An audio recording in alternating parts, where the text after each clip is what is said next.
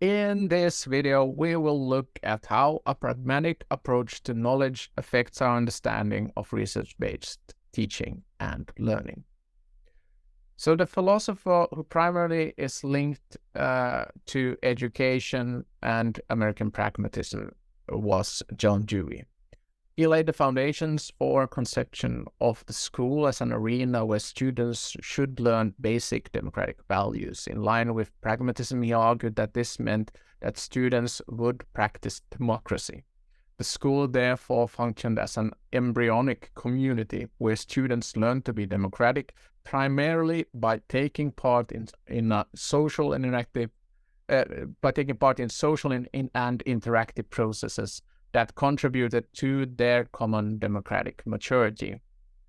Given Dewey's reasoning, universities and other institutions of higher education can be understood as arenas where students are given the opportunity to pursue consensus through, among other things, deliberative conversations, joint projects, and the willingness to reflect on issues of power, morality, civic engagement, and justice.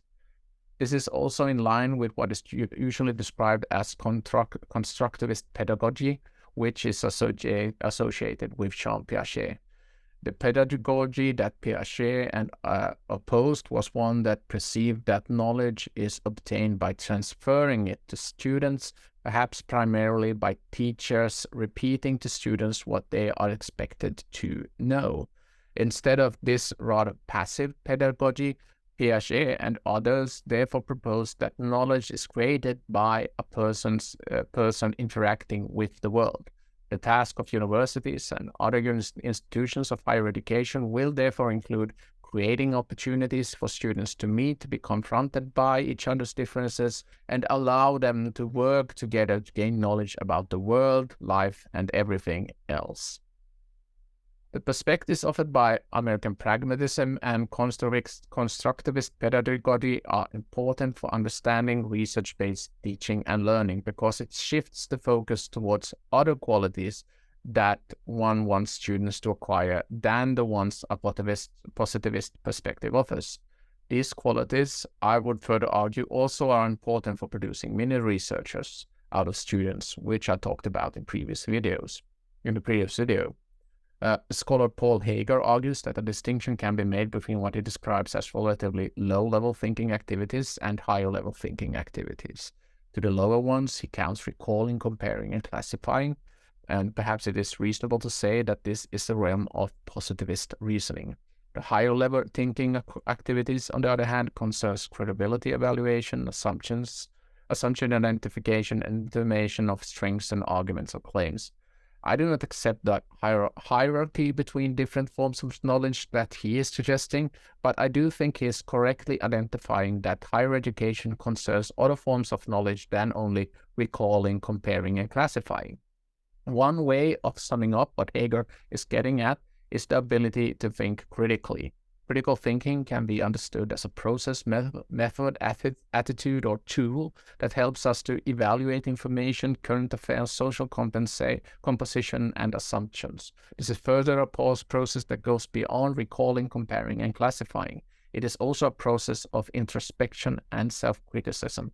It is basically a path of getting a deeper level of knowledge, about oneself and the society, culture, and history that you or others are part of in order to gain knowledge about what the truth is for us as a community and as a whole, and as for the world as a whole. This is also a form of knowledge that we see emphasized in the humanities and some other fields of the liberal arts. That said, it is clear that these subjects have also been influenced by positivism. Similarly, it is important to emphasize that, for example, critical thinking is present within the natural sciences. But in any case, what we can say is that critical examination of the world and life with particular regard to power, culture, religion, individual experience, etc., is a form of knowledge seeking that is primarily identified within the humanities and some other liberal arts disciplines. Talking about research-based teaching and learning in these contexts will therefore not only be about teaching what research says or training students to be able to conduct research at a basic level. It is also about nurturing them to become particular kinds of people who, among other things, are interested in listening to what others have to say, being willing to critically examine it, and then also reflect on the significance of what they learn for themselves. Or to say it in another way, to be able, it also deals with nurturing students to become people who seeks out other kinds of knowledge than positivist knowledge is able to seek out. So, to summarize this video lecture, I have argued that knowledge is not one thing. While scientific knowledge in the form imagined by positivism is what is often prioritized in the contemporary world, other ways of understanding knowledge can be identified. What I'm really saying is that there is a difference between seeing science as the acquisition of hidden but universal truths, as positivists do, and seeing science as a conflicted journey. How we view knowledge will therefore affect the processes we use in the pursuit of truth and how we understand research-based teaching and learning. Somewhat simplified, based on a positivist approach, the emphasis is on recalling, comparing, and classifying. Based on the approach that emerges in, for example, American pragmatism, the emphasis is on collective conditions when striving for knowledge. This therefore includes taking special account of power, culture, religion, individual experiences, etc., in order to access other forms of knowledge. To avoid any misunderstanding, I would like to emphasize that I do not consider either forms of knowledge to be more important than the other. There is no hierarchy here in my way of thinking. Both are important. Instead, what I wanted to highlight is that depending on which of these perspectives you take on knowledge, our view of what research-based teaching and learning contains will also change. This can also explain why teaching in the natural sciences and humanities can look so different, but still be perceived as research-based. It is simply a matter of what kind of knowledge you train your students to absorb and pursue.